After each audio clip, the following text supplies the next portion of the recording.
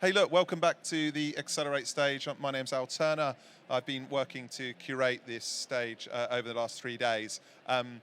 Thanks for coming in so many numbers. I won't waste your time by talking about anything else, only to introduce you to the unmatchable Terry Waller, who's going to talk about when things go wrong, but in a nice, right way. So everyone, as Terry walks up, why don't we give him a ripple of applause and appreciation for his time. Terry, thank you. Thanks, Alistair, for your very generous comments there. Thank you. And thank you for everybody sitting on the desk today, taking up your time this afternoon to listen to what I consider to be an event insurance specialist. There's a lot of things obviously been going on in our lives in the world for the last couple of years, and it's great to see everybody here today. There's COVID, Brexit, the war in Ukraine, and all of that impacts upon us to a lesser or greater extent. My main theme today, I just want to run through a little risk management situations to bear in mind. And also, do you guys like saving a bit of money when possible? Is that in your, I assume nobody wants to lose any money, but does anybody here would like to save some money? Yes? Yes? Good. Because believe it or not, I'm going to demonstrate how you can do that.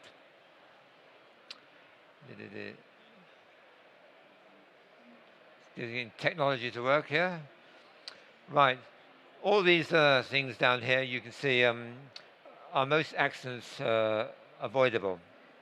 Some people might argue they are all avoidable. That's open to debate, maybe. It's important to understand the link between insurance and risk assessments. It's important to get a risk manager engaged, a serious risk manager engaged, I would suggest, in all your events. And that's not an expensive form to do today, but it can help save you a lot of heartache in the meantime. Contractual obligations, very important to understand, going from a venue to the organizer, from organizer down to individual exhibitors that might have their own requirements to put in place. And the question, who's responsible for what, especially when it all goes wrong. Some examples of avoidable incidents that I've come across in the past. Tripping, slipping risks. I've lost count the number of times, the number of claims that we have had in the past for that.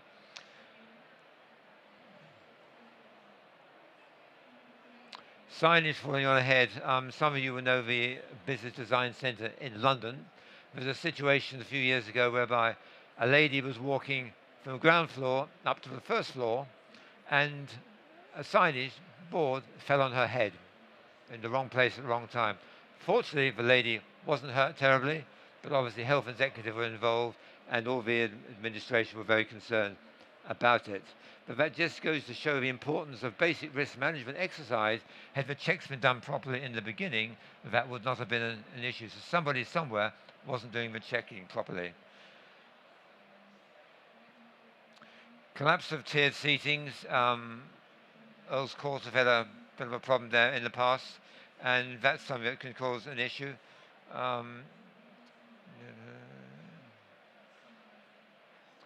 During in-person, we were showing a festival once, and a guy who had too much to drink fell asleep in the portaloon. The forklift trucks came along, lifted him up, and threw him in the waste area. Now, the only thing that was hurt, fortunately, was his pride, okay? So, obviously, the organisers paid out new clothes and all the rest of it, and that was history. But it could have been so much worse. It could have been really bad news. So that's the wrong person. Now, the next one, injury following a sword fight on the exhibition stage. This is a bit of a sad case, but you'll see the reason why I'm sharing that with you this afternoon.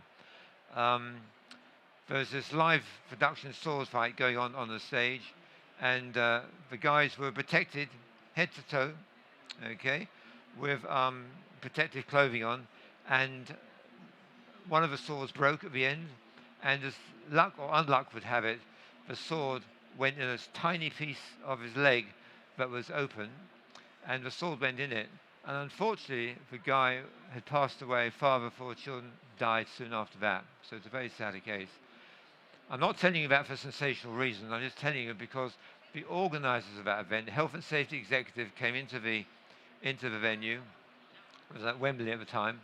Came into the venue and they gave a full health and safety check. And after a few days, they gave the organiser a clean bill of health, no claim at all, because they'd done everything properly that they should have done in the risk management manual. Now, when the health executive was finished, they gave a full clean report, but nobody on the organiser's side were liable or responsible because they'd done such a good job on the health and safety information. So that's just a very good example. Please think about these things when you're organising your next events. Venues also, I suggest, have a part to play in this and working with organisers to make sure that everything's done properly. Most of what I've explained a moment ago comes up with the public liability insurance. That's the most important policy you need to get to protect in case somebody is negligent and you cause injury or damage to a third party, person or property, then that is a crucial part of a cover you need to have in place. Professional indemnity cover is really a larger extension of public liability.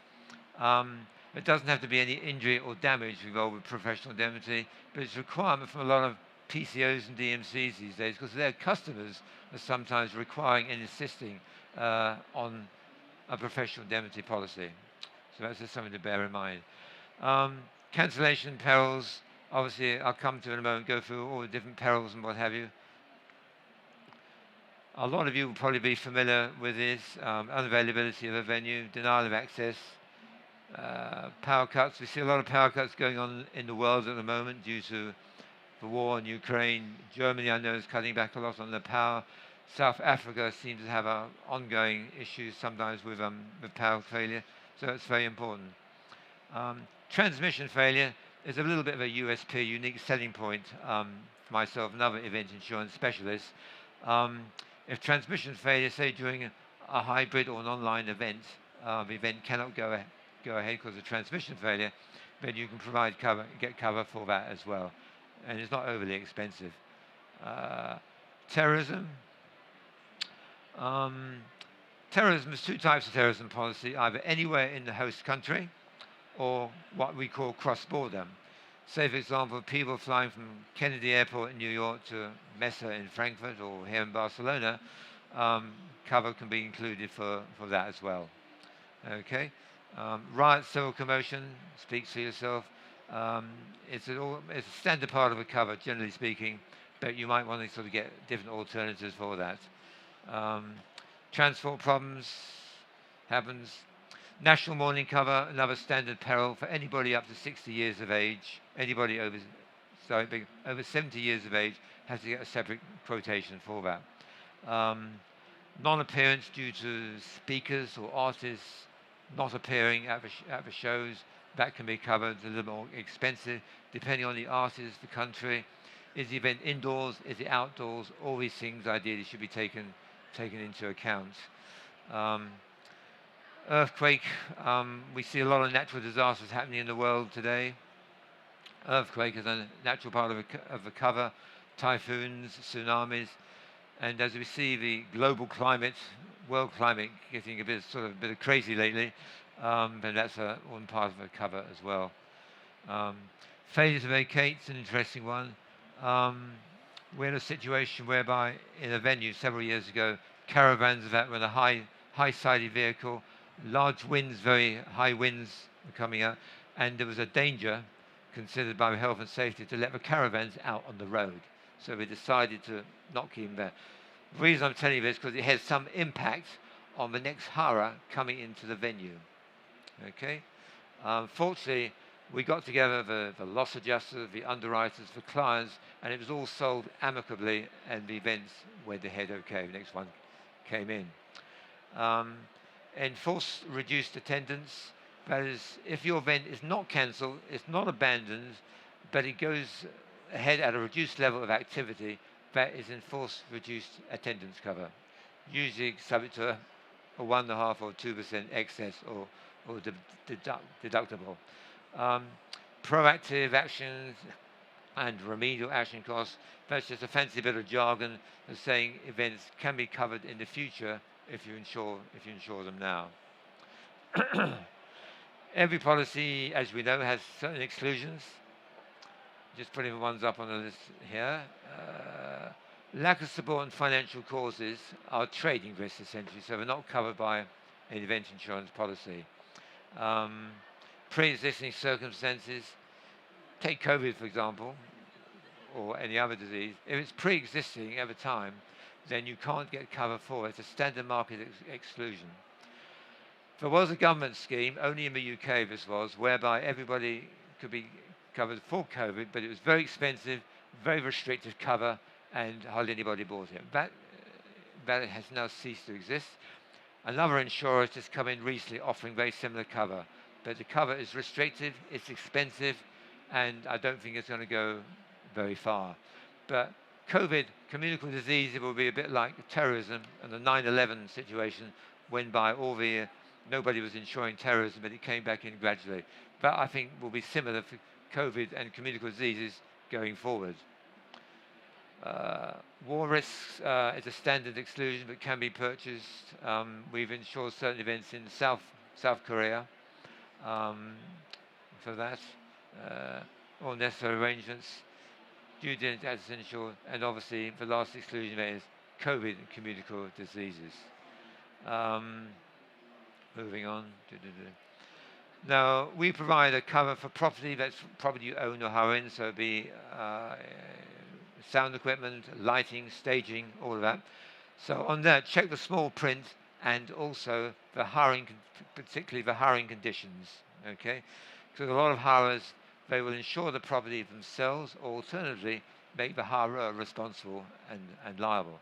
So again, check the small print.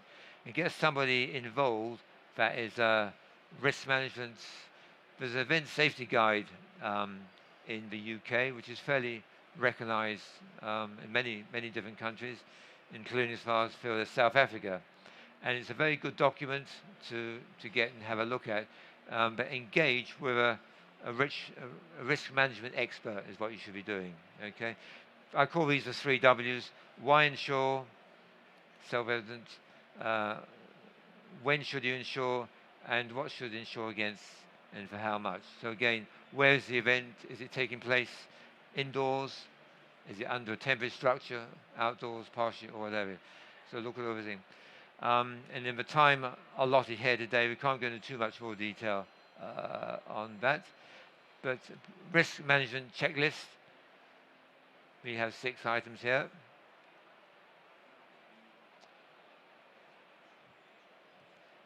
And go back to the last one. And so yeah, they're just pretty basic tools really that you should all sort of be using yourself. But please engage the services of a risk management expert to do that. And final slide, event insurance can be, well, I won't say any more, that I think is self-explanatory. And thank you for your time, ladies and gentlemen. Hope it's been of some use to you all.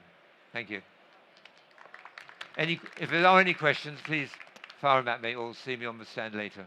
Whatever. Is there any questions at all? Okay.